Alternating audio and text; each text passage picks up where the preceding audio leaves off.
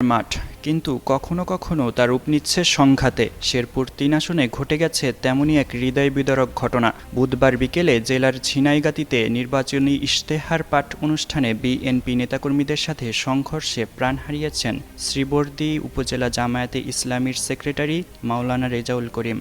অনুষ্ঠানে বসার আসন নিয়ে বাকবিতণ্ডার জেরে বিএনপি ও জামায়াতের কর্মীদের মধ্যে এ সংঘর্ষ ঘটে। এতে গুরুতর আহত অবস্থায় ময়মনসিংহ মেডিকেল কলেজ হাসপাতালে নেওয়ার পথে তার মৃত্যু হয়।